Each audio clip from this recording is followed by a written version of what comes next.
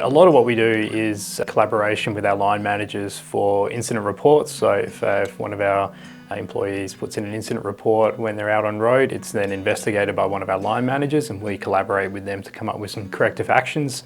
And sometimes we're also asked to help implement those corrective actions as well. So there's a bit of involvement with that.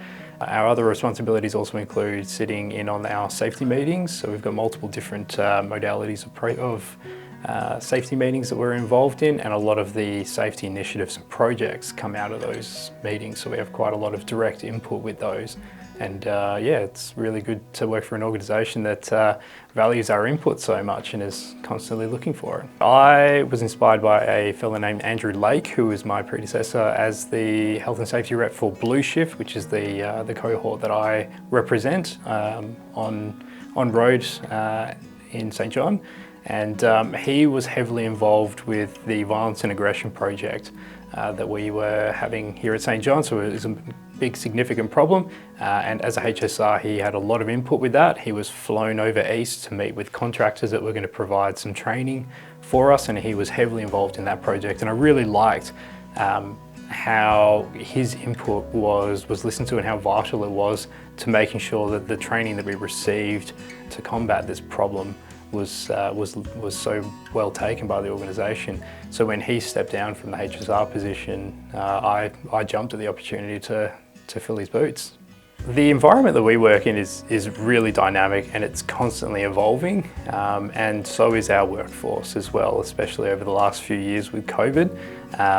We have put a lot of effort in to try and change the culture that we have when it comes to safety, particularly doing individual risk assessments on scene. So if we rock up to a person's house, we're going to assess, is it safe to get in? Is it safe to conduct the manual handling that's required? And is it safe to extricate this person using the various bits of equipment that we have?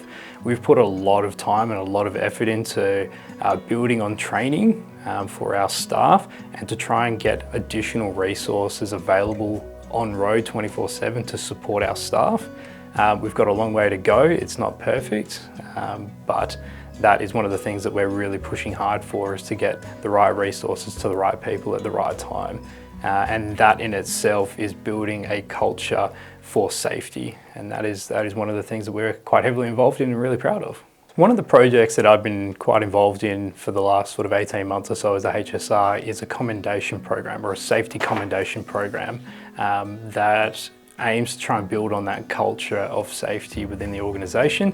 And the idea of it is to try and promote safe, positive behaviours that we see in the workplace. What we've done is we've started up a program where any person in the organisation is able to nominate anyone for something that they have done that is above and beyond to try and maintain a safe workplace, to improve a safe culture within the organisation, or to try and improve on something that we currently have. The selection criteria for it is quite broad, and we've done that deliberately so that we don't exclude anyone that's doing anything amazing.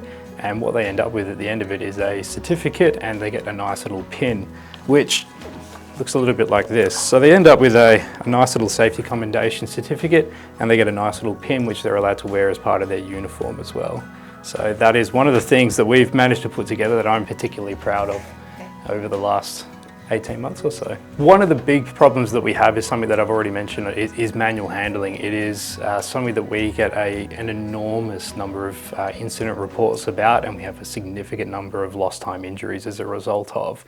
We are constantly trying to find bigger and better equipment to lighten the load on our people, and it's something that we're constantly pushing towards.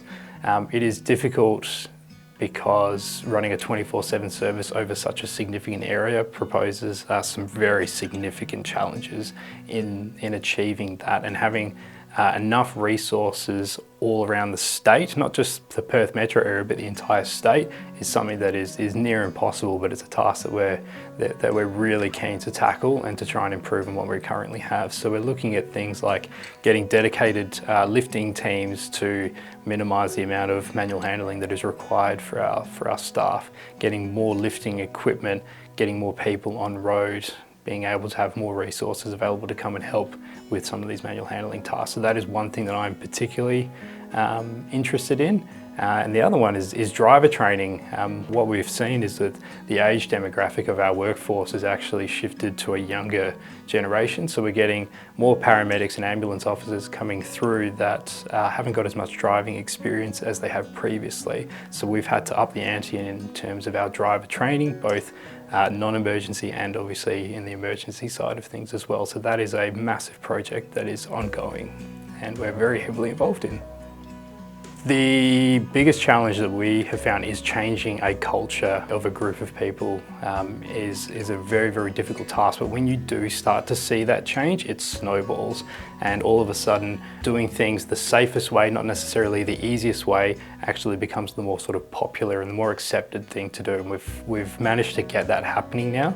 So we are seeing a lot of people taking longer to do a job, but they're doing it in a safer way. They're requesting that extra equipment, those additional resources. Doing that has taken a lot of effort and a lot of time on our health and safety rep cohort. There's quite a number of us that have put a lot of effort into pushing for that culture change, and we are starting to see it now. So if you can get that change in culture, that change in mentality to get people to start thinking what is the safest way of doing this, not necessarily the quickest or the easiest way of doing things, that is probably the single big piece of advice that I would pass on to any other aspiring HSR. It's a difficult task, but it's definitely a worthwhile one. This is an opportunity for you to be a figurehead or a liaison between you and your immediate cohort of co-workers and the upper management. So you're the person that they're going to go to for advice on what you think would best serve everyone that you work with. What's going to make life easier and safer on the forefront of whatever industry that you work on, and you can really build some very significant skills that will aid you for years to come in whatever context or whatever industry that you are currently working in.